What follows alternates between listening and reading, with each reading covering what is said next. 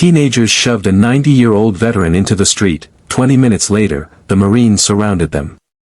It was just after 4 p.m. on a quiet fall afternoon in Maplewood, a small town that clung to its history like the golden leaves clung to the trees. At the corner of Main and 7th, an old man in a faded Marine Corps cap shuffled slowly with the aid of a cane, his eyes scanning the ground as though each step required permission from the earth itself. His name was Walter Hayes, a 90-year-old World War II veteran and a fixture in the town. Some waved as he passed by, others offered a polite nod. Most, however, were too busy with their lives to notice the aging hero among them. But on that particular afternoon, someone noticed for all the wrong reasons. A group of teenagers loitered outside a corner store, their laughter loud, their energy electric with the restless confidence of youth. They were kids, not bad, perhaps, but bored and too unaware of the line between teasing and cruelty.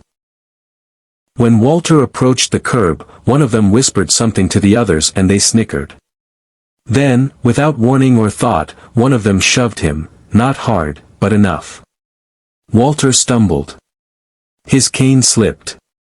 He fell into the street. Time seemed to freeze. A car braked hard just in time, tires screeching. Horns blared. The boys stood frozen, their expressions rapidly shifting from mischief to horror. People screamed. Someone ran to help. And from where he lay on the pavement, Walter tried to sit up, his hands trembling, his cap now lying crumpled beside him. The crowd that had begun to form was outraged. A woman called 911. A man helped Walter sit up while another picked up his cane. But amidst the anger and confusion, Walter raised his hand. "Don't be too hard on them," he said, his voice weak but calm. "They don't know yet." But someone else had heard. A young man in a hoodie, watching from across the street, pulled out his phone, not to film, but to text. His fingers flew across the screen with military precision. "Marine down. Send help. Location, Main and 7th. 17 minutes later, the sound of engines echoed down the road. Not just one or two, but a fleet, pickup trucks, motorcycles, a Humvee with U.S. Marine Corps flags flapping in the wind. They came from every direction, converging like a silent storm. Some wore full-dress blues, others were in jeans and jackets embroidered with unit names and American flags.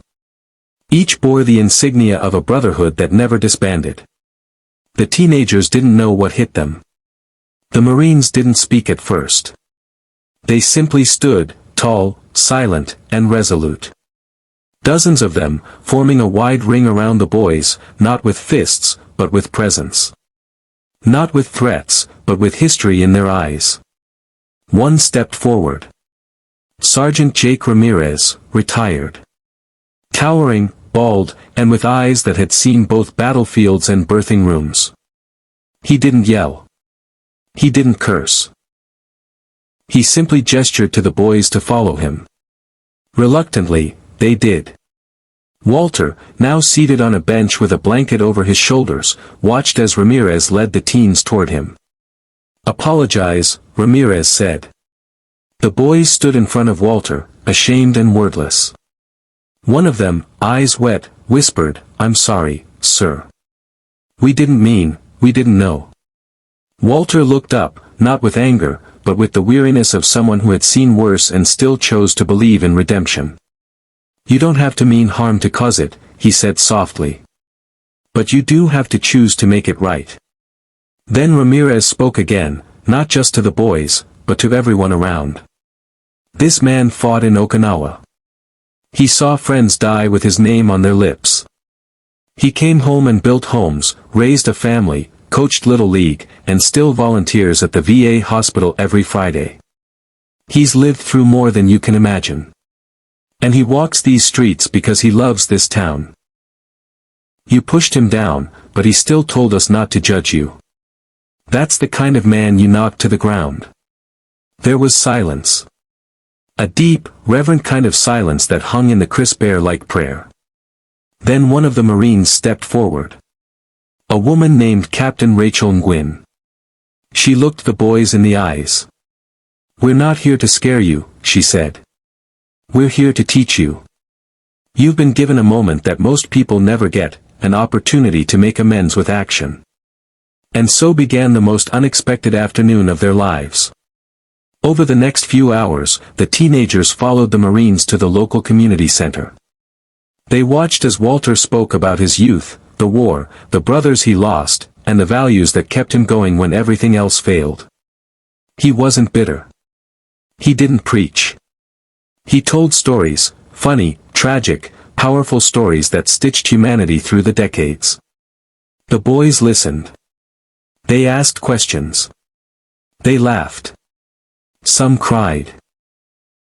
One of them, a tall kid named Marcus, asked quietly, "What kept you going when things got dark?" Walter smiled. "The belief that kindness is stronger than cruelty.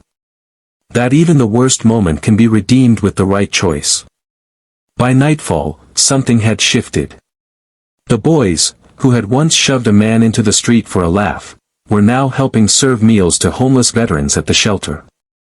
One of them offered to drive Walter home. Another asked how they could volunteer more often.